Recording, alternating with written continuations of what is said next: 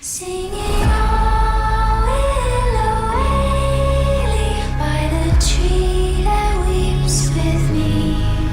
Beneath the weeping willow, and now alone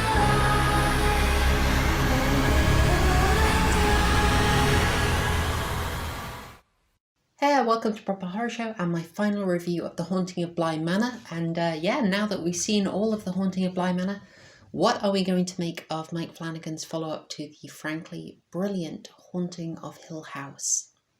For one, I found the message of the series quite surprising, given that it was telling us that feminists rejecting natural order causes chaos, death and havoc for all those around them, and there are untold terrible consequences decades onwards. Ultimately, that rebellion against the patriarchy doesn't make them happy, and later they're ultimately just left alone and wishing they had children. But happily, everything is set right when modern women reject that feminist message and become subservient again to the... what? Oh, sorry guys. Apparently the message is love is timeless, love never dies. Hey, I've seen that before.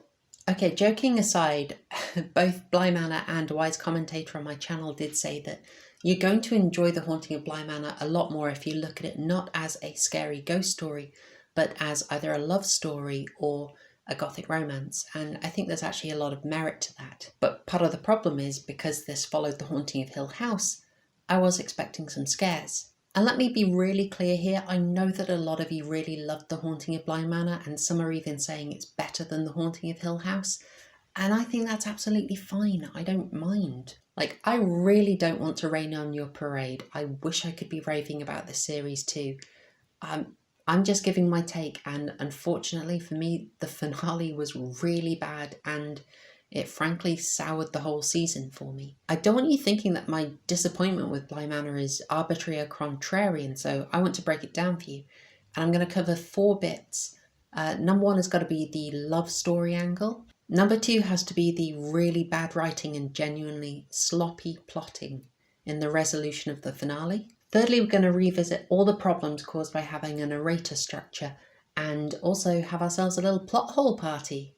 And finally, we'll address the woke question and the role of wokeness in The Haunting of Bly Manor. Is that a moonflower? The love story aspect, the casting of The Haunting of Bly Manor as a love story, that really hinges its success on basically how you feel about Danny and Jamie's relationship. Or I suppose that of Owen and Hannah. And let me just say that that had a lot more potential to it. That was a lot more engaging and endearing. Like, I didn't feel that one was forced as much, and I would have seen a lot more of that very happily. Unfortunately, one of the problems with the relationship between Hannah and Owen is that relatively Hannah's past and previous relationship are very underdeveloped in The Haunting of Bly Manor. Presumably her being abandoned by her previous partner is why she never really developed anything with Owen, why she never acted on her feelings. Nevertheless, Owen and Hannah, that was the much more touching relationship for me. As for Danny and Jamie's relationship, well, I'm actually going to come back to that. I want to follow the finale structure and we'll deal with the conflict at Bly Manor first. So first the ghost, then the ghosting, okay? Okay, so the first part of the finale, this is just bad. There is no way around it. It is bad writing. It is bad storytelling. It's really quite shocking that this got through production. So in a standard finale, you want all your characters in the same place to seal their fates for the climax. Now, Hannah's already there because she's trapped, but she motivates herself via unexplained and vague rules to confront the lady in the lake, and achieves absolutely nothing. Now, Henry arrives because he just happened to decide to do something that night. And then Owen and Jamie turn up because... What are you doing here? This is going to sound insane, but we both had an awful dream and we just drove... No. Who approved this? Now, did no one ask why this random dream brings them both here? Like, people good enough to be on EFAP are saying that this is better than The Haunting of Hill House. This is objectively terrible writing. Next up, Henry is killed and revived almost immediately. This doesn't really affect the story in any way, and he's revived super quick, so yeah, this had no impact on me, even though I do like Henry as a character. Bad writing. So we have seen Hannah fail to save Flora. We've seen Henry fail to save Flora. How on earth is Danny going to save the day? Well, Danny saves Flora by blurting something completely on impulse. She said. Something she did not entirely understand, but something she felt in her bones. That is bad writer for so the film can happen. And that thing she blurts out just happens to be what the Lady of the Lake needs to hear. But why is this a solution? Like, we don't know what the Lady of the Lake would have done. I mean, maybe her taking Flora into the lake would have actually solved her want. Like, she got her kid, she was reunited with the kid in the lake. Maybe that kind of completes her arc. She gets her wish. Maybe she moves on after that. I don't know. It could happen. I mean, that would follow the story logic. However, we are also explicitly told that the Lady in the Lake remembers almost nothing. But apparently the tiny bit of her that remains remembers this one phrase said once, which she used in a completely different context and did not mean to her, hey, let's do a gem fusion. So Danny solves a problem by absorbing and fusing with the lake ghost. What does that symbolise? Now, I've no idea, seemingly nothing. What's the impact of it? The impact is whatever the writer wanted, because we have no rules for this, nothing defined in the story. With the Lady in the Lake absorbed and fused with Danny, that solves it. She releases her grip on Bly Manor and the other spirits are then freed. This, incidentally, is 14 minutes into a 51-minute episode. This episode is 73% epilogue. And my goodness, you feel it. Make your own Return of the King jokes. 37 minutes of ending. This is Cardassian buttock levels of filler. 37 minutes of pure indulgence, detailing Danny and Jamie's relationship and tying everything back into the overarching narrator storyline. Now, I said we'd deal with Danny and Jamie, and we'll do that now. Because if The Haunting of Bly Manor is the love story of Danny and Jamie, then that relationship will really impact on your enjoyment. And yeah, I mean, I don't mind Danny and Jamie. Jamie especially is pretty endearing in the series. I kind of enjoyed her snarkiness. Although the appalling Moonflower monologue that she had to deliver didn't help, there's really nothing the actress could have done about that. Ultimately, the problem was packing most of their relationship into a 37-minute epilogue. This was just painfully overlong, and the ending was just arbitrary. We had no understanding of how the Lady in the Lake works inside of Danny, so the sudden suicide is forced and just less impactful. And I didn't feel anything at the conclusion besides sorrow that a beautiful English manor with centuries of history got abandoned. It just didn't flow from the rest of the series. And so, back to our framing device, our narrator, Jamie, telling us the history of Bly. Now, of course, everyone's already worked out that the narrator is Jamie, and they've started to pick out who the other older characters were previously. But because The Haunting of Bly Manor seems to be terrified of being labelled as subtle, they really make sure you can't miss who is an older version of who. We went from the subtlety of The Haunting of Hill House to being treated like absolute dunces. It's like, we got it. Now, remember I said that the narrator structure was going to be a problem. I think I said it back in my review of episode 2. When I spoke about it the first time, I focused on sort of problems around immersion and breaking up the setting.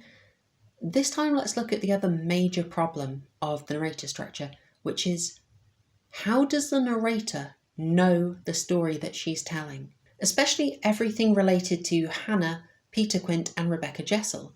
Remember, there is no way that Jamie can know everything that was from their perspective. That whole episode 5 told from Hannah's perspective, how would she have ever told Jamie about that? How would anyone have done that? There's no way she can know. Hannah, Peter Quint, Rebecca Jessel, they can't have told her, they had no reason to. Danny didn't know. The children didn't remember. There is no way she can tell the story. And hey, since we're having a plot hole party, why did the lake ghost decide to kill Danny after decades? Did Miles really do everything himself to get expelled, or was that Peter Quint possessing him? Both are weird. One is against the rules. Did no one read the letter that Flora sent Miles before he was expelled, and then intervene? Why does Hannah forget that she's dead, and also how does that work? Who is Hannah lighting candles for? If the lake ghost always goes into the master bedroom, did she just never go in there the entire time that Flora and Miles' parents were sleeping in there? Because afterwards, she goes in there quite a lot. You know, this is a common problem, but she just coincidentally never went in there in 10 years. Why does Peter Quint possess Miles to creep on Danny getting changed, but he could have just stayed in the room and been unseen as a ghost and got the whole show? Why does Miles stop creeping on Danny after episode 2? The answer to the last one, by the way, is that they were following the storyline for the turn of the screw in the Innocents for the first 2 episodes, and then they abandoned it to do their own thing. But they just didn't bother to sort of resolve everything that they had set up in those 2 episodes. It's kind of disappointing, isn't it? No one bothered to make it consistent. I guess maybe the story editor dropped the ball on this one. Who knows? Maybe the story editor was a lot more concerned with the messaging and themes that Bly Manor sent out. Not the symbolism of Danny's arc, obviously. That was completely directionless. I don't really want to fight about this because it's largely personal. It's a matter of personal preference, and you can get into huge arguments over whether something is woke or not, and it's not actually going to tell you whether that thing is good. They are separate questions. However, I do want to ask, is it fair to call The Haunting of Bly Manor woke? And what is the impact of making it woke? Well, I've already covered how in episode 8, Viola Wingrave was written completely anachronistically. She is a 21st century feminist in a 17th century setting. That was not good for the immersion. But you have to wonder about the whole construction of the series, and let's take the cast for one. And I want to be clear, this is not saying that anyone was a bad actor.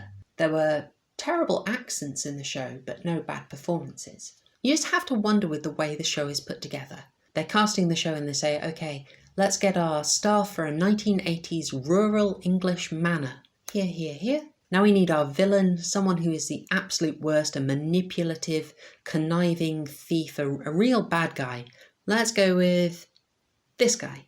Okay, and now we'll do the uncle, Henry Wingrave. He's basically awful, disloyal, he's a drunkard, he destroyed the family, and he's basically in a way responsible for the parents' death. Let's go with this guy.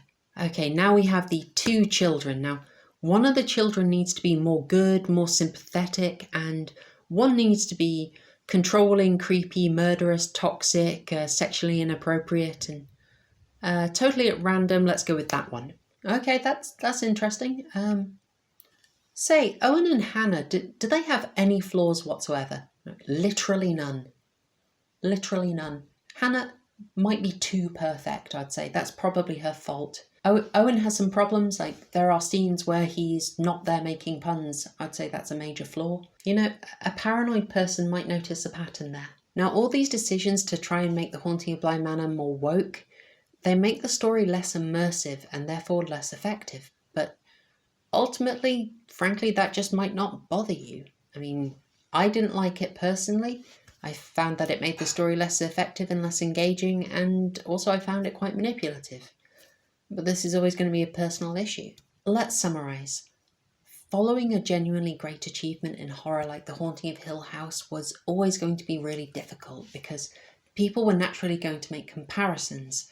And certainly I do. A lot of my disappointment with The Haunting of Bly Manor is because it simply is not as good as The Haunting of Hill House. But a lot of my disappointment is from genuinely bad writing and bad story choices that I just think weren't thought through. Things like starting the series following the story of the turn of the screw in the Innocents and then just dropping it and not concluding things that were set up. Things like using a narrator who can't possibly know the story that she's telling. Things like using a cast that cannot maintain their accents. Things like horrifically arbitrary actions in order to get the characters where you need them. Even the big picture, the worldview of this series do not match.